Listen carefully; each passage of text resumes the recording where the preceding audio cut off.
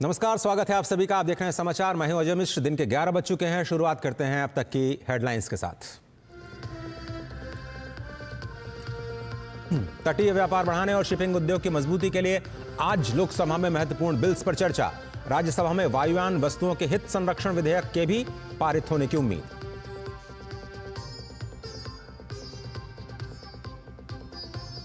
Oxford university में ममता बनर्जी के भाषण के दौरान हंगामा। कोलकाता रेप, मर्डर समेत कई विषयों पर लोगों ने पूछे तीखे सवाल। बीजेपी के अमित मालवीय ने शेयर किया वीडियो। कहा, पश्चिम बंगाल के लिए कलंक हैं ममता बनर्जी। पंजाब में आज किसानों का प्रदर्शन। 31 मार्च को मंत्रियों के घर होगा घेराव। शंभू और खनौरी बॉर्डर से जबरन हटाए गए थे किसान।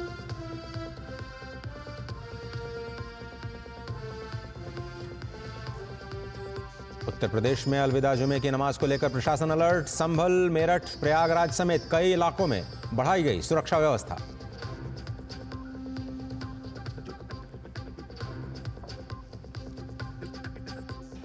और अमेरिका के साथ टैरिफ वॉर के बीच कनाडा के प्रधानमंत्री का बड़ा बयान। करीबी संबंधों का युग खत्म।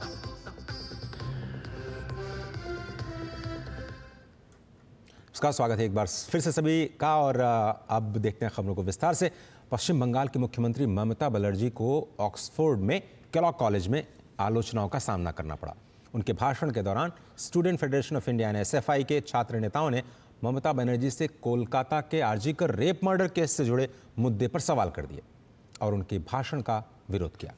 एसएफआई यूके के छात्रों ने लगाए गो बैक के नारे और छात्रों के विरोध प्रदर्शन पर ममता बनर्जी ने नाराज होकर के लेकिन अब आपको सीधे ले जाएंगे लोकसभा, जहां पर जेपी नड्डा साहब का संबोधन चल रहा है। आइए देखते हैं किस मुद्दे पर बयान दे रहे हैं। दूसरी बात, लगभग हम 1700 रुपीस का जो ये यूरिया पड़ता है उस पे हम 85% का हम सब्सिडी दे रहे हैं, 85% की सब्सिडी दे रहे हैं। और उसी तरीके से डीएपी की जहां तक बात है तो मैं इस हाउस को एश्योर करना चाहता हूं कि प्रधानमंत्री मोदी जी ने कोविड-19 के बाद जब इंटरनेशनल मार्केट फ्लक्चुएट कर रहे थे और फ्लक्चुएशन बहुत और स्केर्स था और आज भी हमको यूरिया के डीएपी के लिए रॉ मटेरियल लेने में तकलीफ आ रही है, उसके बावजूद भी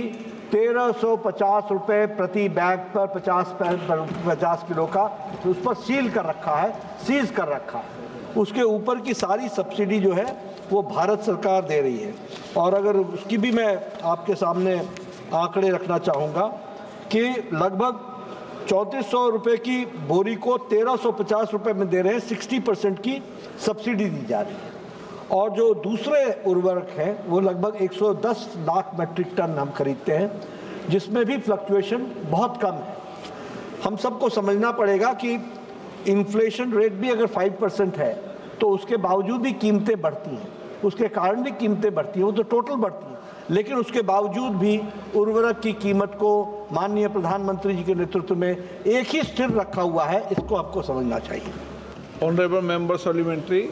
अध्यक्ष महोदय, एक तो बहुत ही इंपॉर्टेंट सवाल फर्टिलाइजर सब्सिडी को लेकर के इस वक्त लोकसभा में जो प्रश्नकाल चल रहा है उसमें जो जवाब दिया उन्होंने कि जो फर्टिलाइजर सब्सिडी है उसमें किसी भी तरह की कमी नहीं होने दी जाएगी। और इस साल की अगर हम बात करें तो 3,71,000 करोड़ रुपए की जो फर्टिलाइजर सब्सिडी है, खाद पर दी जाने वाली सब्सिडी किसानों को उस बजट में जो तय की गई है उस पर जो प्रश्न था उसका जवाब देते हुए लगातार इस बात पर फोकस करते हुए कैसे किसानों को मदद करने के लिए जो सब्सिडी की जो व्यवस्था है वो लगातार जारी रखी जाएगी। आगे बढ़ते हैं, वापस लौटते हैं। हमारी जो बड़ी खबर थी, पश्चिम बंगाल की जो मुख्यमंत्री ममता बनर्जी को ऑक्सफोर्ड में केलॉग कॉलेज में जो आलोचनाओं का सामना करना पड़ा है, उसने उनसे जो सवाल किए गए आरजीकर मेडिकल कॉलेज में रेप और मर्डर को लेकर के उन्होंने अपना विरोध जताते हुए बीच में ही अपना भाषण छोड़ दिया। गो बैक के नारे लगाए। छात्रों के विरोध प्रदर्शन पर ममता नाराज होकर के अपने राज्य के शासन मॉडल की उन्होंने बात करने की कोशिश की। उन्होंने कहा कि उनके राज्य में भेदभाव की अनुमति नहीं है और समाज के सभी वर्गों के कल्याण को प्राथमिकता देती हैं। तो वहीं पर उनके इस बयान पर एसएफआई यूके ने प्रदर्शनों की जिम्मेदारी लेते हुए उनको कहा कि उन्होंने ममता के झूठ का विरोध किया है। यह भी कहा कि सामाजिक विकास के सबूत मांगे गए, इसका ममता अग्रणी होने का दावा करती है। छात्र नेताओं ने अपने बयान में कहा कि ममता बनर्जी और टीएमसी के भ्रष्ट और लोकतांत्रिक शासन के विरोध में उन्होंने अपनी आवाज उठाई है।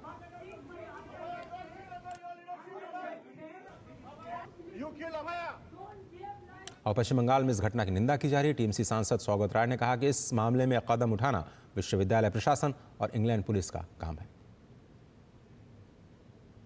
I totally condemn it. Oxford University is not Mamta's own place. She went there on invitation. So, what can we do?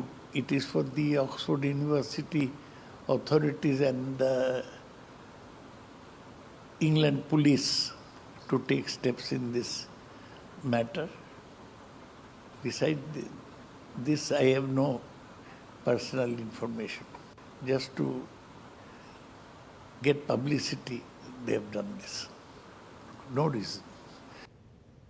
फिर टीएमसी का बयान, उन्होंने कहा कि पब्लिसिटी के लिए सब किया गया, लेकिन इसी मामले पर बीजेपी ने ममता बनर्जी को अब घेर लिया है। भाजपा नेता और आईटी सेल के प्रमुख अमित मालवीय ने एक्स पर ममता बनर्जी के इंटरव्यू का एक हिस्सा पोस्ट किया। आपको पहले वो दिखाते हैं, उसके बाद बताते हैं कि उन्होंने अपनी पोस्ट में क्या लिखा है। India has already overtaken the UK. We are now the 6th largest economy. India is the 5th largest economy. Soon it will be the 3rd largest economy in the world. By 2060, I predict it will be the number 1 economy in the world. And India as a country. So I will defer that. तो सवाल ये कि क्या भारत की अर्थव्यवस्था आगे बढ़ रही है? स्पष्ट तौर पर ममता बनर्जी ने इसका विरोध किया। इसी पोस्ट पर अमित मालवीय ने लिखा कि ममता बनर्जी को भारत की दुनिया की सबसे बड़ी अर्थव्यवस्था बनने से परेशानी है। ये वाकई शर्मनाक है। विदेशी धरती पर ऐसा कौन करता है? उन्होंने आगे लिखा कि बंगाली हिंदुओं ने लंदन के केलॉग कॉलेज में पश्चिम बंगाल की सीएम ममता बनर्जी का विरोध किया और आरजीकर में महिला डॉक्टर के बलात्कार और हत्या, संदेशखाली में महिलाओं के खिलाफ अपराध, हिंदुओं के नरसंहार और व्यापक भ्रष्टाचार के लिए उन्हें दोषी ठहराते हुए उनके खिलाफ नारे लगाए। अमित मालवीय ने लिखा कि ममता पश्चिम बंगाल के लिए कलंक है। हिंदू बंगाली प्रवासी उन्हें बंगाल की विरासत को नष्ट करने और उन्हें इस तरह की बदनामी में डालने के लिए मुख्यमंत्री के पद से हटाना चाहते हैं। पश्चिम बंगाल के मुख्यमंत्री ममता बनर्जी की ब्रिटेन यात्रा और उनके बयान पर बीजेपी नेताओं के बयान लगातार आ रहे हैं। दिलीप घोष ने इस मामले पर कहा कि ममता आरजीकर कॉलेज में जो कुछ भी हुआ उन्हें उसका जवाब देना होगा। वहीं प्रदीप भंडारी ने भी अपनी प्रतिक्रिया दी है। उन्होंने कहा कि इंडी गठबंधन के नेता जब भी विदेशी धरती पर जाते हैं तो भारत का अपमान ही करते हैं। अब ममता बनर्जी भी राहुल गांधी के नक्शे कदम पर चल रही हैं। ममता बनर्जी लंदन जा रहे हैं, भाषण देंगे तो वहाँ के लोग पूछेंगे आरजीकर में क्या हुआ। आज आरजीकर जैसा घटना तो पूरा बंगाल में हो रही है। महिलाओं की कोई सुरक्षा नहीं। सबसे नाबालिग का शादी लड़कियों की बंगाल में हो रही है। हजारों लड़कियां प्रेग्नेंट है, अंडर एज। क्यों हो रहा है? ये क्या चल रहा है समाज में, ये सबको मालूम है। तो वो अगर प्रश्नों कोई करेगा, उत्तर देना है। आप बिगड़ जाएंगे, नाराज हो जाएंगे, कौन छोड़ेगा आपको? कोलकाता से हमारे साथ जुड़ रहे हैं प्रसेनजीत बख्शी, और इस पूरे मामले पर कोलकाता से हमारे साथ को एक्सपोज करता है। राहुल गांधी पूर्व में कई बार ऐसा कर चुके हैं और अब ममता बनर्जी राहुल गांधी के कदमों पर आगे बढ़ चुकी है। जब एक इंटरव्यूअर ने लंदन में ये पूछा कि भाई भारत प्रधानमंत्री नरेंद्र मोदी जी के अंडर में तीसरी सबसे बड़ी अर्थव्यवस्था बनने वाला है और यूके नंबर 6 की अर्थव्यवस्था है और 2060 तक सबसे बड़ी अर्थव्यवस्था भारत होगा, तो ममता बनर्जी बोलती है नहीं, मैं इससे अग्री नहीं करती। आज ये स्पष्ट हो चुका है कि भले वो ममता बनर्जी हो या राहुल गांधी हो, इनके जहन में भारत के प्रति घृणा है। और इस पूरे मामले पर बातचीत करते हैं प्रसेनजीत बख्शी, जो कि हमारे संवाददाता हैं कोलकाता से जुड़े हैं। प्रसेनजीत जी, बहुत धन्यवाद। ये कहना कि मैं इस बात से इत्तेफाक नहीं रखती कि भारत की अर्थव्यवस्था में तेजी आ रही है और 5वीं से अब तीसरी और उसके बाद नंबर 1 पे जाएगी, पहली बात तो ये ऐसा क्यों उन्होंने कहा? उनके मन में क्या चल रहा है? उनके मन में रिपब्लिक ऑफ वेस्ट बंगाल की प्रधानमंत्री बनना है उनको। ये अगर मैं कहूं तो मुझे पता नहीं मेरे खिलाफ किस तरह की कार्रवाई किया जाएगा, लेकिन आप बॉडी लैंग्वेज को समझिए। ये जो वीडियो दिखाया जा रहा है, जब भी इस इंसान ने भारत की अर्थव्यवस्था के बारे में बात करना शुरू किया है तो उन्होंने अपना मुंह फेर लिया एक फ्रस्ट्रेशन में, और ऐसे मुंह फेर लिया कि उनको गुस्सा आने लगे हैं कि क्यों मुझे भारत के बारे में पूछा जा रहा है। और फिर उन्होंने पूछा कि किसके बारे में बताया जा रहा है, तो इनको बोलना पड़ा कि भारत के बारे में, मतलब इतना बेवकूफ तो ममता बनर्जी है नहीं कि ये जो सवाल पूछ रहा है वो किसके बारे में, वो बंगाल के बारे में तो नहीं पूछ रहा है कि बंगाल आने वाले दिनों में देश की 1 नंबर अर्थव्यवस्था हो, दुनिया की 1 नंबर अर्थव्यवस्था बन जाएंगे। उनको पता है कि वो देश के बारे में पूछ रहा है, लेकिन फिर भी उन्होंने अपना नाराजगी पूरा बॉडी लैंग्वेज से जाहिर कर दिया।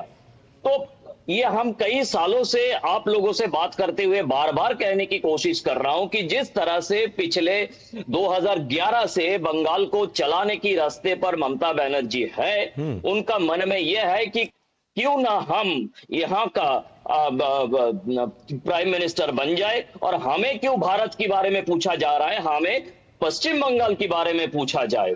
और इस तरह से कैसे कह सकती है कोई जो भारत को रिप्रेजेंट कर रहे हैं, जब विदेश में कोई भी जाते हैं, आप और हम अगर जाए, हम भी भारत को रिप्रेजेंट करते हैं। चाहे हम देश में किसी दूसरे को वोट देते हैं, किसी दूसरे के बारे में फाड़ फाड़ के बारे में चिल्लाते रहते हैं, लेकिन देश के बाहर हम देश के नागरिक है, और वो भी एक चीफ मिनिस्टर है एक फेडरल स्ट्रक्चर में। उन्होंने आई विल डिफर ये सेंटेंस कैसे कह दिया है, और इसके बाद भी इसके बारे में इंडी गठबंधन की किसी की कोई बयान नहीं आया। और मैंने अगले जो पिछले जो बुलेटिन में मैंने कहा न्यूज पंच में कि देखिएगा इस जो हंगामा वहां पे हुआ है, उस हंगामा को तृणमूल कांग्रेस अपना विक्टिम कार्ड के हिसाब से आने वाले चुनाव में इस्तेमाल करने वाले हैं। जबकि ये जो देशद्रोही की बात कहा है, ये सिडिशन की मामला ममता बनर्जी के खिलाफ होना चाहिए। जिस तरह से राहुल गांधी इस तरह की बातें करते रहते हैं विदेश में जाकर, और जहां पे दुनिया कन्विंस्ड है कि आप ब्रिटेन को पीछे छोड़कर हिंदुस्तान की इकोनॉमी 5वां नंबर पर पहुंच गया है और 2060 तक 1 नंबर में पहुंचने वाला है, तो वहां पे अगर यहाँ की फेडरल स्ट्रक्चर में चीफ मिनिस्टर लोगों ने विदेश जाके इस तरह की बातें कहेंगे तो क्या भारत का छवि अजय? क्योंकि लगातार हम टीम इंडिया की बात करते हैं, जब भी हम रिप्रेजेंटेशन करते हैं तो मुख्यमंत्री हो, प्रधानमंत्री हो, सबको एक टीम इंडिया की तरफ देखा जाता है। ये शब्द हम बार बार टर्मिनोलॉजी इस्तेमाल करते हैं, और वाकई आपने जैसे कहा कि हम सभी लोग ब्रांड इंडिया को रिप्रेजेंट करते हैं जब भी विदेश की धरती पर होते हैं।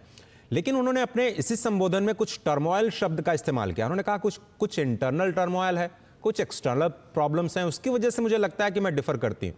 वो टर्मोइल वॉर की तरफ उन्होंने इशारा किया है, इंटरनल कॉन्फ्लिक्ट की तरफ इशारा किया। ये पूरी कहानी क्या है, वो क्या कहना चाहती हैं, कौन सी कहानी को विदेश की धरती पर बताना चाह रही हूँ? नहीं, टर्मोइल मतलब उन्होंने ये नहीं कह पाया, ये इस्तेमाल ये उन्होंने नहीं किया कि हिंदुस्तान में एक फैसिस्ट सरकार है, लेकिन उनका इशारा इस तरफ है कि जो ये लोग इंडी गठबंधन और कम्युनिस्ट बाकी लोगों ने कहने का कोशिश करते हैं, हो सकता है कि तुरंत उनके दिमाग में फैसिस्ट शब्द नहीं आया, उन्होंने टर्मोइल कह दिया। तो ये हमारी देश में क्या टर्मोइल है, और विदेश में जाके अगर है भी है तो विदेश में जाके टर्मोइल शब्द के इस्तेमाल करने का क्या जरूरत है? वैसे हमारी देश में कोई टर्मोइल नहीं है, ये वो भी जानती है, आप जानते हैं, मैं जानता हूं, देश के लोग जानते हैं किस तरह की टर्मोइल की बात वो कह रहे हैं। ये अगर वो कहती है कि बंगाल में टर्मोइल है, ये अगर वो कहती है कि पिछले 3 दिन से मालदा की मोथाबड़ी जगह पे वहां पे हिंदुओं की घर तहस नहस कर दिया गया है, ये टर्मोइल है। अगर वो टर्मोइल कहते हैं तो अगर ये कहना जाए कि डोल यात्रा के दिन साइतिया में जो टर्मोइल हिंदुओं को सामना करना पड़ा और उसके बाद 4 दिन तक इंटरनेट बंद रखा गया, वो टर्मोइल है। अगर ये टर्मोइल है कि 6 तारीख को यहाँ पे ईडन गार्डन्स में IPL का मैच होने वाला है और उस दिन रामनवमी है और बंगाल की सरकार ने दिया कि हम यहाँ पे सिक्योरिटी नहीं दे पाएंगे, तो ये टर्मोइल है। अगर उन्होंने इस टर्मोइल की बात किया है तो सच ठीक है, ये आप मानने के लिए तैयार है, लेकिन वो अगर हिंदुस्तान के टर्मोइल की तरफ इशारा किया है तो यहाँ पे आई विल डिफर और वी शुड डिफर कि उन्होंने, मैंने जो कहा कि उन्होंने रिपब्लिक ऑफ वेस्ट बंगाल को रिप्रेजेंट करते हुए वहां पे समझाने की कोशिश किया कि हमारी नेबरिंग कंट्री भारत में कुछ टर्मोइल चल रहा है। मुझे लगता है प्रसेनजीत जी आप इंजस्टिस कर रहे हैं ममता बनर्जी जी के साथ में। उन्होंने सवाल भी, जो आप कह रहे हैं कि उनको बंगाल के बारे में सवाल किया जाना चाहिए, देश के बारे में नहीं किया जाना चाहिए, लोगों ने बंगाल के बारे में भी उनसे सवाल पूछे। ऐसा नहीं कि केवल देश के बारे में पूछा, तो बंगाल के बारे में भी तो सवाल किया गया। हाँ, पूछना तो चाहिए। देखिए, ये सच है, मैंने कह रहा हूं कि इस सवाल के सामने उन्होंने जिस तरह से खड़ी रही, उस वीडियो को यहाँ पे इस्तेमाल किया जाएगा, इसके बारे में मैं 100% निश्चित हूं। लेकिन मुश्किल इस बात की है कि यहाँ पे उनको सवाल पूछा नहीं जाएगा, क्योंकि पूछा नहीं जा सकता है। मैं ये कहूं कि आजकल मैं आपको कह रहा हूं कि उन्होंने जो अपने सेक्रेटेरिएट से प्रेस कॉन्फ्रेंस करती है, वो एक अजीब सा स्थिति है। वो अपने 14th फ्लोर में बैठ के वहां एक कैमरा के सामने अपने बातें रखती है और सारे पत्रकार किसी नीचे का फ्लोर में टीवी पर वो देखते हैं और भाया ऑनलाइन उनको सवाल पूछते हैं, जो सवाल पहले से तैयार किया हुआ होते हैं। तो मतलब उनका आमने सामने कोई सवाल नहीं पूछ सकते। वो उनका प्रेस कॉन्फ्रेंस आमने सामने नहीं होता है सेक्रेटेरिएट में। ये पूरा देश को समझना चाहिए। वो जैसे कोविड के समय पे हम ऑनलाइन करते हैं, आज भी 2025 में खड़े होकर हम नवान्न जिसको कहते हैं बंगाल की सेक्रेटेरिएट, वहां पे ऑनलाइन प्रेस कॉन्फ्रेंस करती है वो। तो ये ऑनलाइन प्रेस कॉन्फ्रेंस में उन्हीं को इजाजत है सवाल करने का, जिनके बारे में ममता बनर्जी और उनका ऑफिस पहले से आइडेंटिफाई कर देंगे। तो बाकी किसी आपको को रोकना चाहेंगे और पब्लिक अपने में वो दर्शकों को आप सीधे लिए चलेंगे लोकसभा के सीधे प्रसारण की ओर। कांग्रेस की सोची हुई मंशा है। डॉक्टर अंबेडकर एक दलित थे। डॉक्टर अंबेडकर ने कहा था 25 अप्रैल को चाहे जो भी हो जाए, इस देश की कांग्रेस में कभी भी नहीं जाया जा सकता है। दलित समाज की चिंता थी इस कांग्रेस को लेकर के।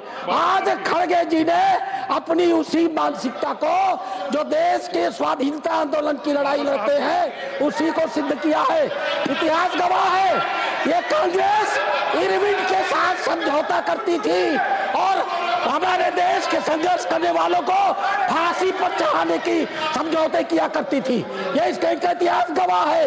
ये राष्ट्र विरोधियों के साथ रहने के आदी है, ये डीप स्टेट के हिस्से है। इसलिए आपका कहना अपनी जगह सही है, लेकिन जब तक अब रामजी सुमन जी और कांग्रेस पार्टी दोनों खड़ी होकर के अपने स्टैंड पर माफी नहीं मांगेगी, हम इस मामले को समझौता नहीं करने जा रहे हैं।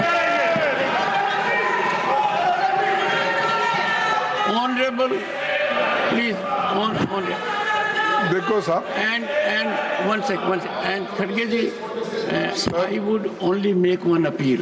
Sir That one thing which emanates from Radha Mohan Agarwal's reflections here is that the honorable member. Bulletin में छोटा सा ब्रेक लेते हैं और लगातार इन तमाम खबरों पर हमारी निगाह बनी हुई है।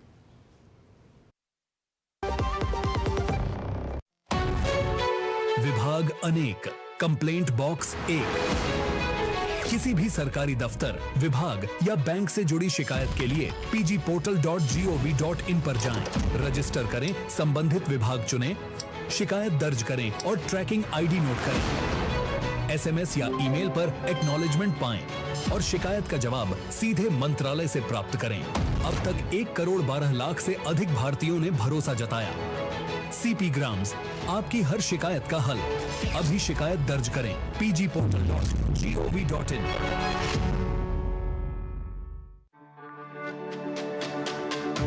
मेरी पसंद, मेरी पसंद, मेरी पसंद, मेरी पसंद, हमारी पसंद, हम सबकी पसंद। मजबूत देश का मजबूत सरिया हो गया स्टील। स्वागत है आप सभी का। आप देख रहे हैं समाचार। आगे बढ़ते हैं, संसद के बजट सत्र की बात करते हैं। लोकसभा में आज भारतीय पत्तन विधेयक 2025 पेश किया जाएगा। विधेयक को पत्तन, पोत परिवहन और जलमार्ग मंत्री सर्बानंद सोनोवाल पेश करेंगे। विधेयक के माध्यम से एकीकृत बंदरगाह विकास को बढ़ावा देने, व्यापार को आसान बनाने और भारत के समुद्र तट का अधिकतम उपयोग सुनिश्चित करने की दिशा में कदम उठाए जाएंगे। वहीं लोकसभा में आज तटीय पोत परिवहन विधेयक 2024 विचार और पारित किए जाने के लिए संसद में प्रस्तुत किया जाएगा।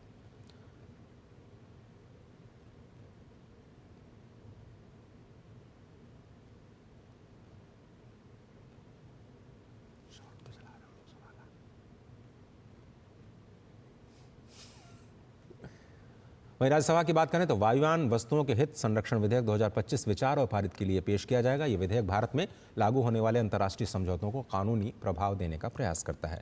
विमान और मोबाइल उपकरणों से संबंधी इस अंतर्राष्ट्रीय समझौतों को भारत ने 2008 में स्वीकार किया था। और चूंकि आज लोकसभा में बंदरगाहों से जुड़े विधेयकों पर चर्चा होनी है, पेश किया जाएगा, तो यहाँ पर हम सागरमाला का भी जिक्र करते हैं। दरअसल अपार प्राकृतिक संसाधनों की मौजूदगी की वजह से भारत में बंदरगाह आधारित आर्थिक विकास की यानी पोर्टलेट डेवलपमेंट की बात लगातार की जा रही है। सागरमाला कार्यक्रम का उद्देश्य भारत के समुद्री क्षेत्र में क्रांति लाना है। 2015 में शुरू किए गए सागरमाला कार्यक्रम में कई उपलब्धियां हासिल की हैं। कार्यक्रम के तहत 5.79 लाख करोड़ रुपए की 839 परियोजनाओं पर लगातार काम जारी है। इसमें 1.41 लाख करोड़ रुपए का निवेश भी हुआ है। 272 परियोजनाएं पूरी की जा चुकी हैं। सागरमाला कार्यक्रम के कारण भारतीय बंदरगाहों में आवागमन तेज हुआ है, जिसमें तटीय अर्थव्यवस्था को मजबूती मिली है। पिछले एक दशक में तटीय शिपिंग में 118% की वृद्धि हुई है और अंतर्देशीय जलमार्ग कार्गो आवागमन में तो 700% यानी 7 गुने की वृद्धि हुई है। इसके साथ ही रो पैक्स फेरी से 40 लाख से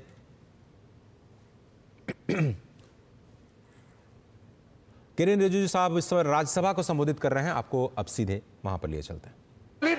हम एक रिजर्व कैटेगरी है। वायलेंस को कोई भी यहाँ जस्टिफाई नहीं कर सकता है। सर, चेयरमैन सर, हमारा लोकतंत्र में बोलने का आजादी तो है। हमारा देश नियम कानून से चलता है, इसमें कोई हम लोगों में विरोधाभास नहीं है। लेकिन आप बार बार ये कह रहे हैं दलित है इसलिए अटैक किया है।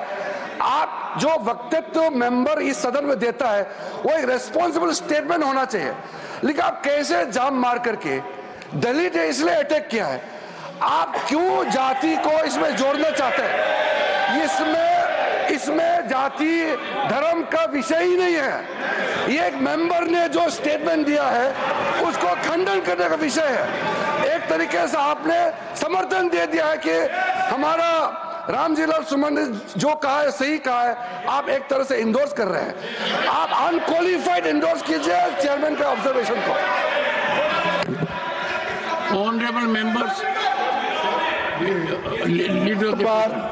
वो बात दोहरा के असत्य बात को सत्य करना चाहते हैं। मैंने तो आपको बोला नहीं कि आपका समर्थन करता, आप जो बोले स्टेटमेंट उसका मैं था।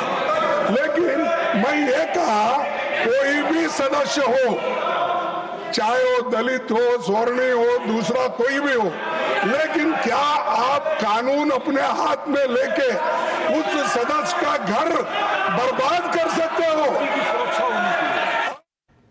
तो राज्यसभा में हंगामा इस वक्त लगातार जारी है और राजेश राज हमारे साथ संवाददाता जुड़ रहे हैं आज जो विधेयक पेश होने वाला है उस पर बात करने के लिए। राजेश, ये जो पूरा पोर्टलेट डेवलपमेंट की बात हो रही है, सागरमाला प्रोजेक्ट की बात हो रही है, थोड़ा सा इस विधेयक के बारे में बताइए, क्या कुछ होने जा रहा है और क्यों इंपॉर्टेंट है जो अमेंडमेंट्स लेकर के आ रही है सरकार इस नए विधेयक में?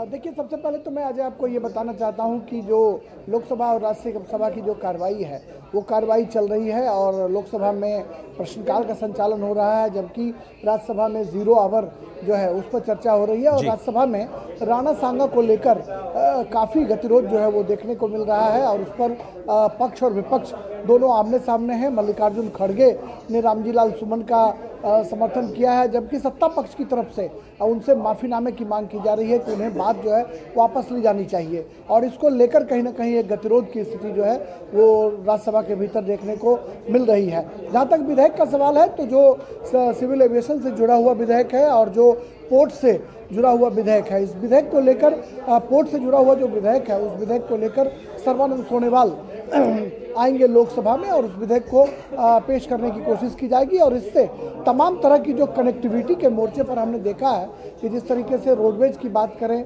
चाहे हाईवेज की बात करें या फिर वाटरवेज की बात करें, देश ने तमाम क्षेत्रों में प्रगति की है। तो कहीं ना कहीं बंदरगाहों को मजबूत करने और बंदरगाहों के माध्यम से पोर्ट से कहीं ना कहीं जो वाटरवेज को मजबूत करने की दिशा में यह जो विधेयक है वो आने वाले दिनों में मील का पत्थर साबित होगा। अब देखना होगा कि प्रश्नकाल के बाद शून्यकाल और फिर लंच के बाद इस विधेयक को इंट्रोड्यूस किया जाता है और उस पर चर्चा होती है या नहीं, ये देखने वाली बात होगी। चूँकि शुक्रवार का जो दिन होता है अजय, वो प्राइवेट मेंबर बिल के नाम होता है।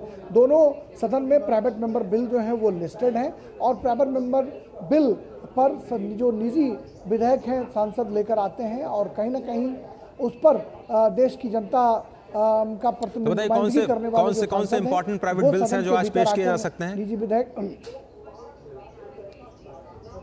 देखिए, सबसे जो महत्वपूर्ण बात है कि कई तरह के जो निजी विधेयक हैं उसको लोकसभा और राज्यसभा में जो सांसद हैं वो पेश करेंगे। एक रमनीत सिंह बिट्टू जो रेल राज्य मंत्री हैं, स्टैंडिंग कमेटी की रिपोर्ट को भी लोकसभा में रखेंगे। तमाम जो जरूरी कागजात हैं सदन के पटल पर रखने के बाद सदन के भीतर कोर्ट से संबंधित जो विधेयक है उसको लोकसभा में और जो सिविल एविएशन से संबंधित विधेयक है उसको राज्यसभा में रखने की कोशिश की जाएगी। लेकिन देखना होगा कि प्राइवेट मेंबर बिल पर चर्चा होती है या फिर दोनों विधेयक को चर्चा कराया जाता है, यह देखने वाली बात। चलिए राजेश, अब थोड़ा सा उस मुद्दे पर बात करते हैं जिसका जिक्र आप कर रहे थे, जिस पर हंगामा अभी संसद में देखने को मिला। राणा सांगा को लेकर के जो सपा के नेता ने बयान दिया, कांग्रेस उसका समर्थन कर रही है। अब उनसे माफी मांगने की बात कर रही है भाजपा, लेकिन ऐसा वो करने के लिए तैयार नहीं है। ऐसा क्यों? वो अपने बयान पर अड़े हुए हैं इस और वो बहुत ही विवादास्पद बयान है जो बाबर को लेकर के किया गया, राणा सांगा को लेकर के किया गया। उन्होंने बाबर को इन्वाइट किया था। हाँ देखिए, निश्चित तौर पर एक तरफ जहां सभापति जगदीप धनखड़ ने कहा कि राणा सांगा एक वीर योद्धा थे, वहीं पर रामजीलाल सुमन ने जिस तरीके से बयान दिया, इब्राहिम लोधी को बुलाने की बात जो है वो राणा सांगा के बारे में जो कहा गया उसको लेकर जो सत्ता पक्ष के लोग हैं, खास करके भारतीय जनता पार्टी के लोग, वो आंदोलित हैं और वो लगातार इसे वापस लेने की बात कर रहे हैं। जबकि मल्लिकार्जुन खड़गे जो नेता प्रतिपक्ष हैं और कांग्रेस के राष्ट्रीय अध्यक्ष हैं, उन्होंने ये कहकर रामजीलाल सुमन का समर्थन किया कि रामजीलाल सुमन जो हैं वो दलित समुदाय से आते हैं और शायद यही वजह है कि सत्ता पक्ष के लोग उन पर जो है आक्रामकता दिखा रहे हैं। हालांकि जो संसदीय कार्य मंत्री हैं किरण रिजिजू, उनको आपने सुना कि उन्होंने स्पष्ट तौर पर कहा कि जो इस तरह की चीज़ें हैं उसमें कहीं ना कहीं जाति सूचक या फिर संप्रदाय या धर्म सूचक जो चीज़ें हैं या वर्ग सूचक जो चीज़ें हैं उसका उल्लेख नहीं किया जाना चाहिए। और एक वीर योद्धा के खिलाफ जिस तरीके की बातें रामजीलाल सुमन ने की है उसका समर्थन कांग्रेस के द्वारा नहीं किया जाना चाहिए। और शायद ये वजह है कि सत्ता पक्ष के लोग जो हैं वो माफीनामे की मांग पर अड़े हुए हैं और सदन में कहीं ना कहीं गतिरोध जो है वो लगातार देखने को मिल रहा है। लेकिन सपा के लोग अपने बयान पर, राजेश, सपा के जो नेता हैं वो अपने बयान पर क्यों अड़े हुए हैं, वो हम समझना चाह रहे हैं आपसे। करणी सेना की एंट्री होती है, उनके जानलेवा हमला होता है जिसको लेकर के भी राज्यसभा में अभी बयानबाजी चली रही है, तीखी नोकझोंक। अब किरण रिजिजू साहब कह रहे हैं कि इसको धर्म और जाति से नहीं जोड़ना चाहिए, आप बेकार में एक व्यक्तिगत हमले को जाति और धर्म के साथ जोड़ रहे हैं। तो क्या ऐसा भी हो रहा है कि कोई भी जो पक्ष है वो अपने पांव नहीं खींचना चाह रहा है पीछे? हाँ देखिए, कहीं ना कहीं सत्ता और विपक्ष के बीच अमूमन संसद के भीतर या बाहर टकराव की स्थिति दिखती है। लेकिन आपने देखा होगा अजय कि और इस बीच खबर आ रही है कि राज्यसभा एडजर्न कर दिया गया इसी मुद्दे पर, इसी बड़े मुद्दे पर जिस पर चर्चा कर रहे हैं राजेश राज के साथ में, कि राणा सांगा को लेकर के ये जो बड़ा बयानबाजी हो रही थी। जी हाँ राजेश जी बोलिए। हाँ, राज्यसभा की कार्रवाई जो है उसको 12 बजे तक के लिए सभापति ने स्थगित कर दिया है और राणा सांगा के मसले में जिस तरीके से किरण रिजिजू ने आकर के सदन के भीतर उन्होंने विपक्ष के जो नेता हैं उन पर और विपक्षी सांसदों पर उन्होंने हमला बोला है, उससे ये साफ हो जाता है कि भारतीय जनता पार्टी ने जो कहा कि धर्म और जाति के चश्मे से इसे नहीं देखा जाना चाहिए, उस पर कहीं ना कहीं सत्ता पक्ष के लोग जो हैं वो माफीनामे की मांग पर अड़े हुए हैं और सदन के भीतर गतिरोध की स्थिति देखने को मिल रही है। राजेश ये बताइए कि जो कांग्रेस है वो कांग्रेस किस बात का जो कांग्रेस समर्थन कर रही है सपा का, वो क्या बयान का समर्थन कर रही है या फिर उनके सपा नेता के ऊपर जो हमला हुआ है उसकी निंदा कर रही है, इसलिए उनके साथ खड़ी है?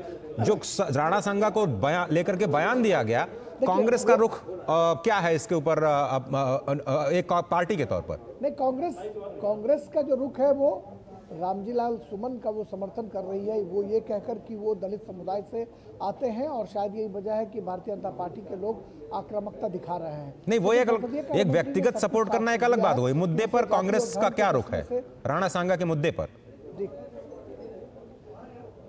देखिए, मुद्दे की अगर बात करें तो सदन के भीतर शोर शराबा बहुत ज़्यादा हो रहा है, इसलिए स्पष्ट तौर पर कुछ भी सुनाई नहीं पड़ रहा है। सदन की कार्रवाई स्थगित हुई है, बाहर कांग्रेस के लोग आएंगे, वो बयान देंगे, तब यह स्पष्ट तौर पर पता चलेगा कि वो राणा संघे के। चलिए राजेश जी, बहुत धन्यवाद, आप निगाह बनाए रखिए और लगातार समर्थन है या फिर रामजी सुमन का समर्थन कर रहा है।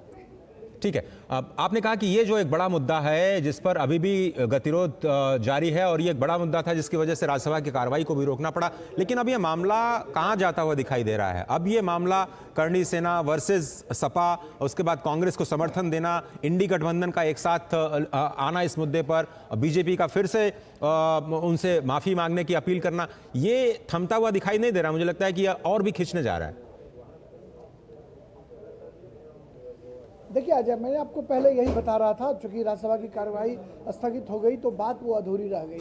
आपने ये पूछा था कि आखिर ये जो समर्थन या फिर विरोध की जो सियासत है वो क्यों हो रही है। मैं आपको यही बताना चाह रहा था कि 2014 में जब पीएम मोदी के नेतृत्व में सरकार बनी, तब से लेकर अब तक अगर देखें तो राज्यसभा जो है वो हंगामे के नाम रहा है। क्योंकि सत्ता पक्ष के पास लोकसभा में बड़ा जनादेश था, लिहाजा सत्ता पक्ष के लोग लोकसभा में सब कुछ जो है स्मूथली फंक्शन कर लिया करते थे, लेकिन राज्यसभा में चूंकि सरकार के पास जरूरी आंकड़े नहीं थे, इसकी वजह से विपक्षी सांसद लगातार हंगामा करते रहे हैं। लेकिन ये पहला सत्र है और इससे पहले भी जो बजट सत्र का पहला हिस्सा था उसमें भी छिटपुट हंगामा देखने को मिला था। इस सत्र में उत्पादकता ठीक ठाक रही है और लगातार सदन में जो है वो स्मूथली फंक्शन हो रहा है। लिहाजा विपक्ष के पास कोई ठोस बड़ा मुद्दा है नहीं, विपक्ष इस ताक में लगा। ठीक है राजेश जी, बहुत धन्यवाद आपका वक्त निकालने के लिए। आप लगातार इस पर निगाह बनाए रखिए और जैसे ही कार्रवाई शुरू होती है राज्यसभा की, हम आपके पास वापस लौटेंगे। फिलहाल आपको दिखाते हैं कि राज्यसभा में राणा सांगा मुद्दे पर जो किरेन रिजिजू साहब हैं केंद्रीय मंत्री, उनका क्या कहना है। देश का हीरो को अगर इंसल्ट करता है तो मैं नहीं मानता हूं कि ये मुद्दा सिर्फ हमारे रामजीलाल सुमन जी का अकेला का है।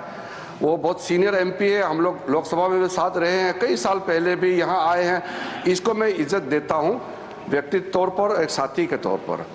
लेकिन जो राणा सांगा को लेकर के जो वक्तव्य दिया, अगर यहाँ से हटा भी दिया, वो बाहर सोशल मीडिया और न्यूज़ में तो वो तो बिल्कुल चल रहा है और सुन के किसी को कैसे मंजूर होगा जो भाषा और जिस लहजे में माननीय सदस्य जी ने राणा सांगा के बारे में बोला है। इसीलिए मैं आपके बात को सहमत करते हुए मेरा तरफ से ये दरखास्त है, हम लोग आपका स्टेटमेंट को, ऑब्जर्वेशन को एंडोर्स करते हुए विशेष करके जो इंडी गठबंधन है कि नेता कांग्रेस पार्टी को भी मैं अनुरोध करता हूं, आप भी खुले तौर पर ऐसे स्टेटमेंट को खंडन कीजिए और चेयरमैन साहब ने जो ऑब्जर्वेशन किया है, कोई भी रीजन, कोई भी जाति का नेशनल हीरो को अपमान नहीं करना चाहिए, देश में भी और इस सदन में भी। और Rana Sangha was such a venerable figure. He lost his one hand, he lost his one leg, he lost half of his body fighting valiantly. And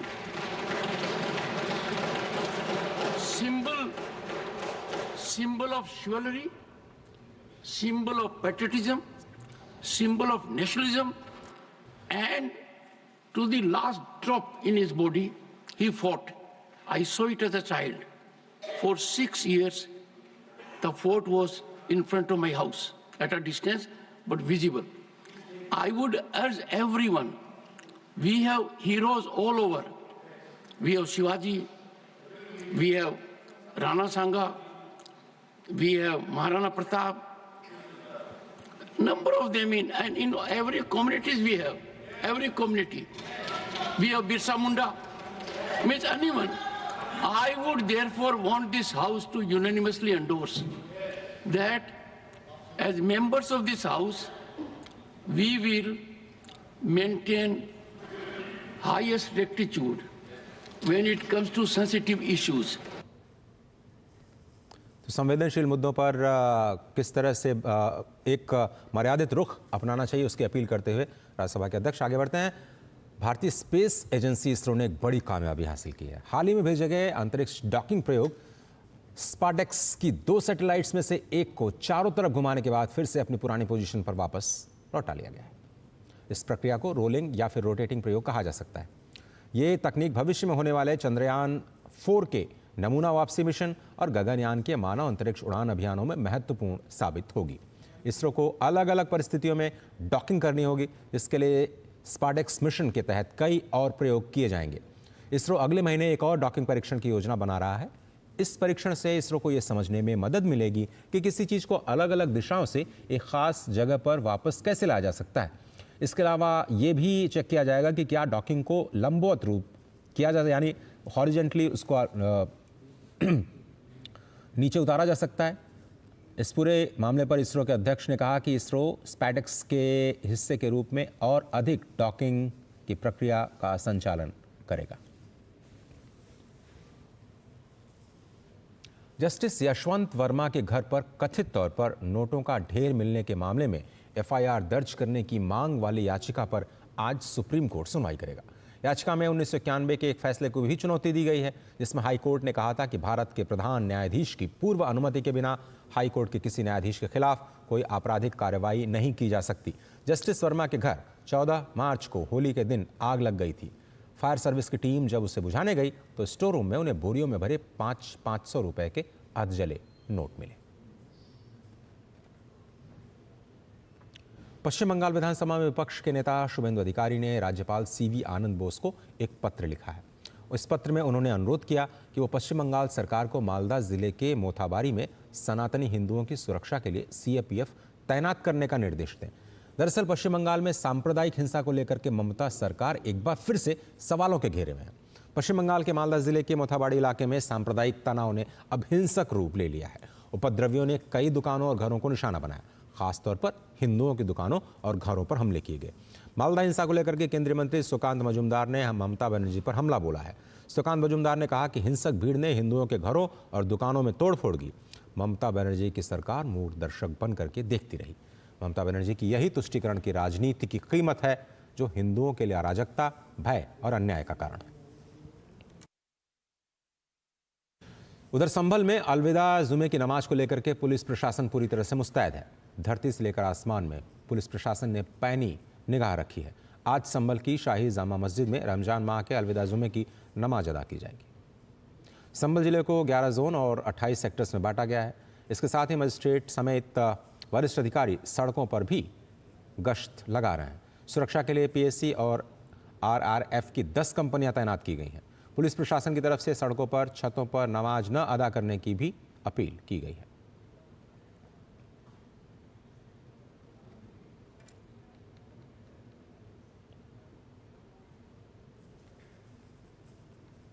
और आज पंजाब में किसानों ने राज्य सरकार के खिलाफ प्रदर्शन की घोषणा की है। बड़ी खबर आ रही है पंजाब से। किसानों के खिलाफ राज्य सरकार के खिलाफ जो किसानों ने प्रदर्शन की घोषणा की है। सभी जिलों में किसान प्रदर्शन करेंगे। आपको याद होगा कि पंजाब पुलिस ने 19 मार्च को शंभू और खनौरी बॉर्डर से प्रदर्शनकारी किसानों को जबरन हटा दिया था। पुलिस के इस एक्शन के खिलाफ किसानों ने आज पूरे देश में प्रदर्शन का ऐलान किया। किसान नेताओं ने कहा कि जिला स्तर पर डीसी दफ्तरों पर प्रदर्शन किए जाएंगे। इसके बाद 31 मार्च को पंजाब सरकार के मंत्रियों के घरों पर भी प्रदर्शन की घोषणा की गई है। किसान नेता दर्शनपाल सिंह ने अपील की कि प्रदर्शन शांतिपूर्ण तरीके से किए जाएंगे। फसलों पर एमएसपी की गारंटी समेत अन्य मांगों को लेकर के किसान धरने पर बैठे थे और जब उन्हें वहां से पंजाब पुलिस ने हटाया तो किसानों के टेंट और तंबू भी उखाड़ दिए गए, जिससे उनका करोड़ों का नुकसान हुआ। उन्होंने ये भी कहा है कि इस नुकसान की भरपाई की जानी चाहिए। किसानों ने कहा कि जब तक उनकी 12 प्रमुख मांगें नहीं मानी जाती तब तक संघर्ष जारी रहेगा।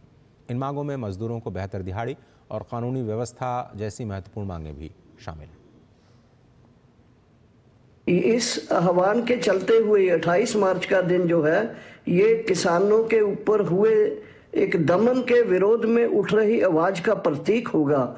और ये प्रतीक होगा कि आज के बाद जो किसान हैं वो संगठन, वो मोर्चे अलग अलग मोर्चों में हैं, उनके बेशक अलग अलग मतभेद भी हैं, लेकिन वो जरूर ही दमन के विरोध में नहीं बल्कि वो पूरे अपने मुद्दों के लिए, अपनी मांगों के लिए, देश के लोगों के लिए वो अपने संघर्ष को एकजुट लड़ेंगे। दिल्ली के मुस्तफाबाद का नाम बदल करके शिव विहार करने की कवायद अब तेज हो गई है। मुस्तफाबाद विधानसभा क्षेत्र का नाम बदलने के लिए विधायक मोहन सिंह बिष्ट प्रस्ताव लेकर के आए हैं। बिष्ट ने कहा कि 1998 से 2008 के बीच जब वो विधायक थे तब इस क्षेत्र का नाम करावल नगर था। मुस्तफाबाद का नाम किसी धार्मिक गुरु के नाम पर नहीं रखा गया है। आपको याद होगा कि दिल्ली विधानसभा चुनाव से पहले बीजेपी के उम्मीदवार रहे मोहन सिंह बिष्ट ने यह वायदा किया था कि अगर जनता उन्हें विधायक बनाती है तो वो मुस्तफाबाद का नाम बदल देंगे। यहाँ पे मुस्तफ़ा नाम से एक प्रॉपर्टी डीलर था। एक कोई धार्मिक गुरु के नाम को चेंज करने का मसला या नाम को बदलने का नहीं है। उस व्यक्ति ने अपने पहचान बनाने के लिए और साथ में राजनीतिक दल के लोगों ने 2008 में जब इस क्षेत्र का से मैं किसी दूसरी विधानसभा में गया तो तुरंत राजनीतिक फ़ायदा उठाने के लिए इसका नाम मुस्तफ़ाबाद रखा गया। और आज सभी लोगों की, RWH के लोगों की, सभी धार्मिक संस्थाओं की, सबकी एक ही डिमांड है, मुस्तफ़ाबाद विधानसभा का नाम बदल करके सिर्फ बिहार कर दिया जाए। और दिल्ली पुलिस की एक विशेष टीम ने एक वांछित अपराधी आकाश झा को मुठभेड़ के दौरान गिरफ्तार कर लिया है। इससे पहले आकाश झा मायापुरी में गोलीबारी की वारदात में साल 2024 में भी गिरफ्तार किया गया था। जेल से बाहर आने के बाद इसने फिर से लोगों से जबरन वसूली करना शुरू कर दिया, जिसकी लगातार शिकायतें मिल रही थीं। पश्चिमी जिले की विशेष टीम ने इंस्पेक्टर राजेश मौर्य और सब इंस्पेक्टर अनिल चिकारा के नेतृत्व में इस अपराधी के खिलाफ जानकारी जुटानी शुरू की। पुलिस को इस वांछित अपराधी के विकासपुरी के इंदिरा कैंप नंबर 5 में छुपने की सूचना मिली। इसके बाद पुलिस ने आज सुबह उसके छुपे हुए ठिकाने पर छापा मारा। इस दौरान अपराधी आकाश ने पुलिस पर ही फायरिंग कर दी। इस दौरान गोली पुलिसकर्मी के बुलेट प्रूफ जैकेट पर जाकर लगी। पुलिस ने आत्मरक्षा में जवाबी कार्रवाई की, जिससे झा के बाएं पैर में गोली लग गई है। अपराधी को गिरफ्तार करने में भी कामयाबी हासिल हुई। एक छोटा सा ब्रेक लेते हैं, आप देखते रहिए समाचार खबरें, सिलसिला लगातार जारी।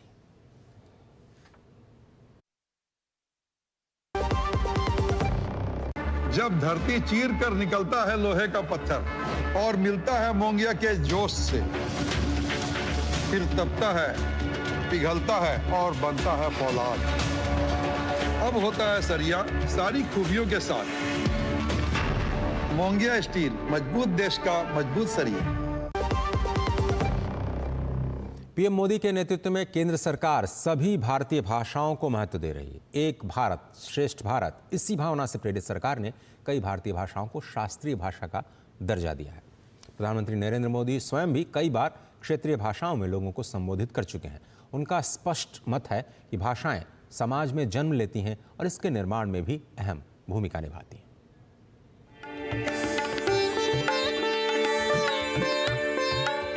हमारा भारत देश, जिसके बारे में कहावत है कि कोस कोस पर बदले पानी, चार कोस पर वाणी, यानी विविधताओं से भरा हुआ है ऐसा देश, जहां त्योहार और तीज भले ही अलग अलग नामों से मनाए जाते हों, लेकिन परंपराओं में सभी एक भारत श्रेष्ठ भारत के भाव में नजर आते हैं।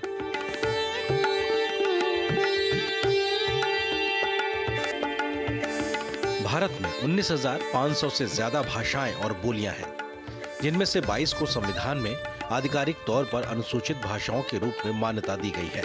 प्रधानमंत्री नरेंद्र मोदी के नेतृत्व में मौजूदा सरकार ने देश में बोली जाने वाली सभी भाषाओं को सम्मान दिया है और वे स्वयं भी सभा में संबोधनों की शुरुआत स्थानीय भाषा से करते हैं। हम पांव लागित है वणक्कम सर्व मराठी शाश्वताना माझा नमस्कार। मारे માટે આ સૌભાગ્યની ક્ષણ હતી આપ સૌની નિકટ આવીને આપ સૌના દર્શન કરવાની। आप लोग ठीक हो जाना। मोर भाई बहन सब तहने केर की खबर। प्रधानमंत्री नरेंद्र मोदी की अध्यक्षता में केंद्रीय मंत्रिमंडल ने मराठी, पाली, प्राकृत, असमिया और बंगाली भाषाओं को शास्त्रीय भाषा का दर्जा दिए जाने को स्वीकृति दी है। इसके साथ ही सरकार ने नई शिक्षा नीति के तहत प्राथमिक शिक्षा में मातृभाषा को बढ़ावा देने पर जोर दिया, जिससे क्षेत्रीय भाषाओं के विकास को बल मिला। प्रधानमंत्री ने अंतर्राष्ट्रीय मंच पर हिंदी में संबोधन के जरिए इसे वैश्विक पहचान दिलाई। संयुक्त राष्ट्र जैसे मंच पर हिंदी का उपयोग क्षेत्रीय भाषाओं के महत्व को रेखांकित करता है। उन्होंने एक भारत श्रेष्ठ भारत जैसे पहलों के जरिए क्षेत्रीय भाषाओं और संस्कृतियों को जोड़ने का प्रयास किया, जिससे विभिन्न भाषाओं की पहचान मजबूत हुई। मातृभाषा को दबा करके हम देश के जनमानस को संस्कारित नहीं कर सकते और इसलिए हमने न्यू एजुकेशन पॉलिसी में भी मातृभाषा को बहुत बल दिया है। प्रधानमंत्री नरेंद्र मोदी कई बार अनेक मंचों से तमिल को दुनिया की सबसे पुरानी भाषा बताते रहे हैं। उन्होंने विदेशों में अपने भाषणों में हमेशा तमिल भाषा और तमिल संतों का हवाला दिया। पीएम मोदी की प्रेरणा से दुनिया भर में तिरुवल्लुर सांस्कृतिक केंद्र खोले गए। उनके मार्गदर्शन में ही काशी और सौराष्ट्र में तमिल संगमम का आयोजन किया गया। उनका मानना है कि तमिल संस्कृति में ऐसा बहुत कुछ है जिसने एक राष्ट्र के रूप में भारत को गढ़ा है, आकार दिया है। हमें गर्व है कि दुनिया की सबसे पुरातन भाषा हमारी तमिल भाषा है। पिछले 10 वर्षों में तमिल भाषा के गौरव के लिए देश ने समर्पित भाव से काम किया है। मैंने यूनाइटेड नेशंस में तमिल के गौरव को पूरी दुनिया के सामने रखा था। प्रधानमंत्री का कहना है कि भाषा केवल संवाद का माध्यम भर नहीं होती है, यह हमारी संस्कृति की संवाहक होती है। भाषाएं समाज में जन्म लेती हैं और इसके निर्माण में अहम भूमिका निभाती हैं। कई बार जब भाषा के नाम पर भेद डालने की कोशिश की जाते हैं तो हमारी भाषाओं की साझी विरासत ही उसका सही जवाब देती है। इन भ्रमों से दूर रहकर भाषाओं को समृद्ध करना, उन्हें अपनाना, ये हम सबका सामूहिक दायित्व है।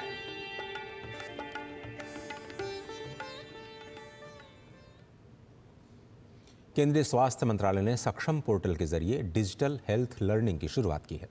सक्षम पोर्टल के जरिए दूर दराज में बैठे एमबीबीएस छात्र और आशा वर्कर एडवांस प्रशिक्षण का लाभ उठा रहे हैं। भारत G20 की बैठक के दौरान इसको शोकेश कर चुका है। आने वाले दिनों में क्वाड सम्मेलन में भी भारत इसको सभी के सामने रखेगा। और इस बीच लोकसभा आपको लिए चलेंगे डॉक्टर जयशंकर महत्वपूर्ण बयान दे रहा है। आइए आपको सीधे ले चलते हैं। Relating to the Sikh community in Pakistan. In one case, a Sikh family was attacked. In another case, a Sikh family was threatened because of the reopening of an old Gurdwara. There was also an abduction and conversion issue with one girl from that community. There were 2 cases pertaining to the Ahmadiyya community. In one case, a mosque was sealed, and in another case, 40 graves were desecrated. And there was one case pertaining to the Christian community, where a Christian person who reportedly was mentally unstable was charged with blasphemy. So the answer to the honorable member, sir, is yes, we track it very, very closely. We take it up, and we take it up at the international level also. Again, to give 2 recent examples, sir, in the month of February, our representative at the UN Human Rights Council pointed out that Pakistan is a country, where I quote him, where human rights abuses, persecution of minorities, and systematic erosion of democratic values are state policies. They constitute state policies, which brazenly harbors UN-sanctioned terrorists, and Pakistan is in no position to lecture anyone. Instead, Pakistan should focus on providing actual governance and justice to its own people. Our ambassador in the UN General Assembly also just 2 weeks ago underlined the fanatical mindset of Pakistan, which he said was very well known, and its record of bigotry. So we are taking it up at the international level. जी जी बताएं, प्रश्न पूछें। माननीय मेरा दूसरा अन्य अल्पसंख्यकों की हालत पर बड़ा बयान आया है कि भारत ने चिंता जताई एक तरह से जो अल्पसंख्यकों पर लगातार अत्याचार के कई मामले सामने आए हैं, और इसको लेकर के जो प्रश्न किए जा रहे हैं उसके जवाब में जयशंकर साहब ने कहा है कि अंतर्राष्ट्रीय स्तर पर, खासतौर पर यूनाइटेड नेशंस में भी भारत ने इस मुद्दे को अच्छे से उठाया, और भारत ने अपील की है कि पाकिस्तान को भी इस मामले पर अपने अंदर देखना चाहिए और इसमें कोई टिप्पणी करने का कोई मामला पाकिस्तान की ओर से नहीं बनता। आगे बढ़ते हैं। आपको बता रहे थे कि केंद्रीय स्वास्थ्य मंत्रालय ने जो सक्षम पोर्टल बनाया है उससे डिजिटल हेल्थ करने की शुरुआत हो चुकी है। सक्षम पोर्टल के जरिए जो गाँव में, दूर दराज के इलाकों में MBBS के छात्र हैं या फिर आशा वर्कर्स हैं, वो एडवांस ट्रेनिंग का लाभ उठा रहे हैं। G20 में इसको शोकेस किया गया था, क्वाड में भी इसकी बात की जाएगी, इसको शोकेस करने की तैयारी है। कैसे सक्षम पोर्टल काम करेगा, इस पर खास बातचीत की है डॉक्टर धर्मेंद्र यादव से हमारे संवाददाता नितेंद्र सिंह ने। देश भर में ज़्यादा से ज़्यादा हेल्थ प्रोफेशनल तैयार हो, इसको लेकर के ट्रेनिंग की व्यवस्था की जा रही है केंद्र सरकार की तरफ से, और ख़ास तौर पे जो ऑनलाइन ट्रेनिंग दी जाए, इसको लेकर के एक सक्षम पोर्टल बनाया गया है। ये देखिए, राष्ट्रीय स्वास्थ्य एवं परिवार कल्याण संस्थान में से संचालित होता है। हमारे साथ डॉक्टर धर्मेंद्र यादव हैं जो ट्रेनिंग देते हैं और ये इसके इंचार्ज हैं। डॉक्टर साहब बताइए कैसे सक्षम पोर्टल काम करता है, कैसे ऑनलाइन ट्रेनिंग देते हैं आप लोग? सक्षम पोर्टल एक्चुअली कहेंगे इसको, ये डिजिटल लर्निंग इनिशिएटिव है हेल्थ मिनिस्ट्री का, जो कि NHOW ने बनाया हुआ है। इसके माध्यम से हमारे 3 वर्टिकल्स हैं जो कि इस पोर्टल के द्वारा हम काम करते हैं। पहला तो आपका डिजिटल लर्निंग है। डिजिटल लर्निंग का मतलब होता है कि आप जैसे आपके विभिन्न प्रकार के जो प्लेटफॉर्म अवेलेबल हैं, कोर्सेरा और आपके स्वयं पोर्टल, इस तरह के पोर्टल्स हैं। इस तरह से जो एजुकेशनल वीडियोस हैं जो कि हमारे MBBS के जो छात्र मेडिकल स्टूडेंट्स जो पढ़ाई कर रहे हैं, तो इस तरह से हमारा एक नेशनल मेडिकल कॉलेज नेटवर्क है पूरे हेल्थ मिनिस्ट्री का, 100 से ज़्यादा मेडिकल कॉलेजेस का। तो उनके जो एक्सपर्ट्स हैं, फैकल्टी मेम्बर्स हैं मेडिकल के, वो कोर्सेज बनाते हैं और इस पे होस्ट करते हैं। तो इसके माध्यम से आपके जो MBBS में जो छात्र पढ़ रहे हैं, छात्र छात्रा हैं, वो इसके माध्यम से ये काम मतलब पढ़ाई कर सकते हैं, एडवांस नॉलेज ले सकते हैं। दूसरा जो वर्टिकल है वो हमारा ऑनलाइन ट्रेनिंग का है। तो इसके माध्यम से जो हमारे हेल्थ प्रोफेशनल्स हैं, जो कि कह सकते हैं कि आप रिमोट एरियाज़ में या फिर बहुत ज़्यादा दूर हैं, जिनको फिजिकल ट्रेनिंग देना संभव नहीं है, या कम लोगों को एक लिमिटेड एक होता है, तो उसको दूर दराज के एरिया में ट्रेनिंग देने के लिए हम इस पोर्टल को यूज़ करते हैं। जैसे कि करंटली जो आपके पब्लिक हेल्थ कोर्सेज़ हैं, इसके माध्यम से दिए जाते हैं। आशा ANM वर्कर्स हैं, उनको हम इस माध्यम से ट्रेनिंग देते हैं। या जो NACO या TB डिवीज़न के जो अधिकारी या प्रोग्राम मैनेजर्स हैं जो कि स्टेट्स में और डिस्ट्रिक्ट्स में कार्यरत हैं, उनकी ट्रेनिंग इसके माध्यम से दी जाती है। तीसरा जो वर्टिकल है वो हमारा है मॉनिटरिंग ऑफलाइन ट्रेनिंग्स, यानी जो फिजिकल ट्रेनिंग्स हमारे पूरे भारत में, पूरे देश में संचालित हो रही हैं, उनका डेटा जो है उसको हमने इंटीग्रेट किया है TMIS के माध्यम से। ट्रेनिंग मैनेजमेंट इन्फॉर्मेशन सिस्टम भी हमारा, उसको हमने इससे इंटीग्रेट किया है सक्षम से। इसके माध्यम से जो भी फिजिकल ट्रेनिंग्स हो रही हैं पूरे कंट्री में, उनका डेटा यहाँ पर हमारे पास रहता है। तो हम ये देख सकते हैं कि पूरे भारत में कितना ट्रेंड मैन पावर अभी है हेल्थ में। और रिसेंटली जो 100 डे कैंपेन हुआ था TB डिवीज़न का, उसमें इस सक्षम के माध्यम से TB डिवीज़न ने आशा ANM और फील्ड लेवल वर्कर्स के करीब मिलाकर के 23,000 हेल्थ प्रोफेशनल्स की ट्रेनिंग सक्षम के माध्यम से कराई थी। अगर भविष्य में कोई स्वास्थ्य की चुनौती आती है या कोई महामारी आती है, तो उसको कैसे लाइव ट्रेनिंग दिया जा सकता है पूरे देश के हेल्थ प्रोफेशनल को, उसकी यहाँ पर व्यवस्था की गई है। और सक्षम पोर्टल के माध्यम से एक डिजिटल इनिशिएटिव है स्वास्थ्य मंत्रालय का। कैमरामैन पीयूष के साथ Nitendra Singh, DD news, Delhi. Belarus की आर्यन सबालेंका ने मायामी ओपन के फाइनल्स में अपनी जगह बना ली है। सेमीफाइनल मुकाबले में सबालेंका ने जैस्मिन पाओलिनी को 6-2, 6-2 से सीधे सेट्स में हरा दिया। इस मैच में सबालेंका का दबदबा शुरू से ही नजर आ रहा था। इस खिलाड़ी का पहला सर्व और उस पर कंट्रोल बेहतरीन तरीके से नजर आया। इंडियन प्रीमियर लीग में आज शाम चेन्नई में रॉयल चैलेंजर्स बेंगलुरु और चेन्नई सुपर किंग्स की टीम्स आमने सामने होंगी। दोनों टीम्स ने अपने पहले मैच में जीत हासिल की। RCB ने अपने पहले मैच में कोलकाता नाइट राइडर्स को हराया, तो वहीं चेन्नई सुपर किंग्स ने अपने पहले ही मैच में मुंबई इंडियंस को मात दी थी। वैसे चेन्नई की टीम अपने घर पर काफ़ी मजबूत रही है। चेपॉक के मैदान पर RCB की टीम CSK की टीम को 2008 के बाद से अब तक नहीं हरा पाई है। वहीं पिछले सीजन की बात करें तो दोनों टीम्स के बीच 2 बार भिड़ंत हुई थी, दोनों ने एक बार जीत हासिल किया।